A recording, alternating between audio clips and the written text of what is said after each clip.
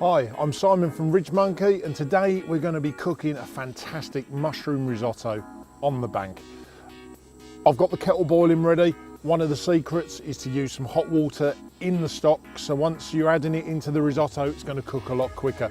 But what we're going to do, we're going to take you step by step through the process of making the perfect risotto bankside. First of all, we're going to add a bit of hemp oil into our pan.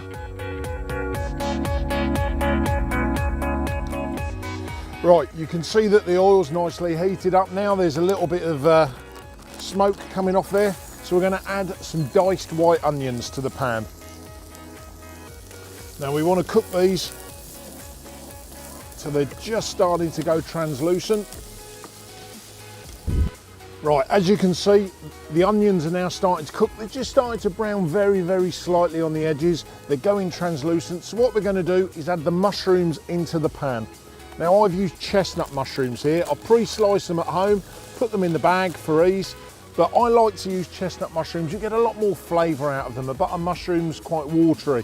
For the flavour wise, we're going to cook these down, we're going to get a nice caramelisation on them, and you'll really taste the difference.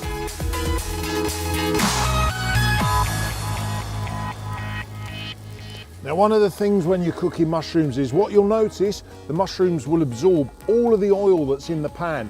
Don't be tempted to put any more in just yet, because what will happen is as they start cooking, they then kick it back out and you'll end up with too much oil in your pan. So just let them naturally cook.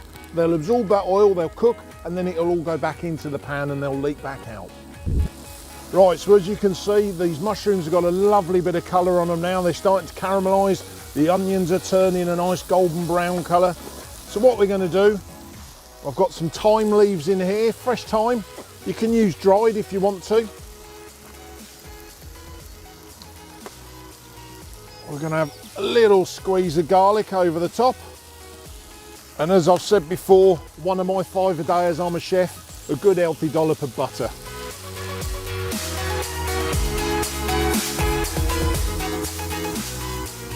Now we're just going to stir that around. We're going to let this butter melt. Right, all of that butter's melting, starting to smell the flavours of the garlic and that thyme cooking through. Now the next thing we're going to add is some risotto rice. Now once again at home, I've pre-portioned this up, so I haven't got a big bag of it. I know exactly that's the amount that I want to put in there. This is arborio risotto rice. Now you can use Carleone, but for today, for the purposes of this, it's got a lovely nutty texture and it's still quite a little bit of a crunch as you're eating it, which is how I like my risotto. We're just going to mix that through with the mushrooms. Now you want to coat all of those grains of risotto rice with a bit of butter. That's just going to help kickstart the cooking process. All right, the next thing that we're going to add, I've got a stock pot here. So this is one of the vegetable stock pots. I'm not going to add the whole one. I just want about half of that stock pot to go into this. And there's just, normally we go ahead and we make a risotto using stock.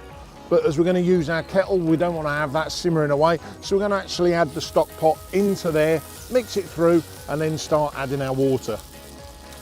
Now, I've already boiled this kettle. As I said earlier, one of the secrets to risotto is that you want the pan as hot as possible, but you also want the water as hot as possible, because that way it's going to steam through.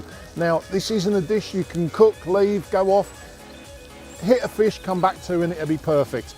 What you're going to need to do is constantly keep an eye and keep stirring this. So we're going to add small amounts at a time. We're going to add some water to the pan.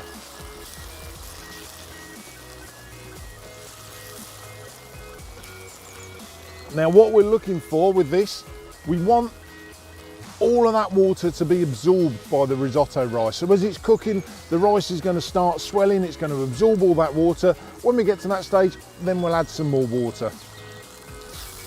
So you can see that the water's now evaporated. All we're really left with in there is the little residual oil and the butter. So we're going to add some more in.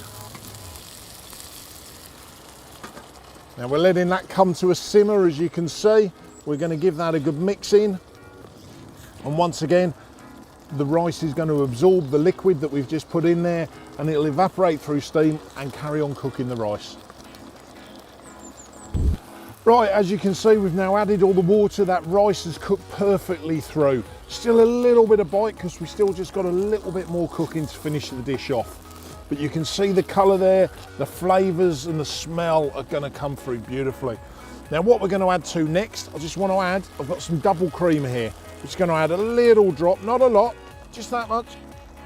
1-2 tablespoons of double cream. And just stir that through, just to add to the richness of that risotto. Now that's optional, you don't have to add that, I just like to. It works really, really well with the mushroom base. Next to go in, another chef's favourite from their 5-a-day, cheese. Now this is some grated Parmesan cheese. If you're actually after a vegetarian risotto, don't use Parmesan, use a vegetarian substitute, okay? Parmesan isn't actually a vegetarian cheese.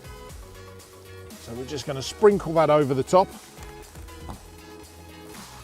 Now that's going to help bind that risotto together, the saltiness from the cheese. It's just going to help season it as well. Right, what I'm going to do, I'm just going to taste this. I want to make sure that the seasoning's correct. And for me, I always carry a little pot of salt with me. Just going to season it ever so slightly. There we go, and that's ready. Now the problem that a lot of people have when they make risottos, they think that risotto needs to be really thick and stodgy, and it shouldn't actually be. It should still be quite a loose texture with a nice sauce flowing around the grains. So all that's left to do now is plate up. As we're plating up, you can see the loose texture of that risotto. It's not running, but it is falling ever so slightly. As you place it, it's just gently spreading out across the plate. Last but not least, as a chef, never a chance to add an extra bit of cheese. And there we have, mushroom risotto.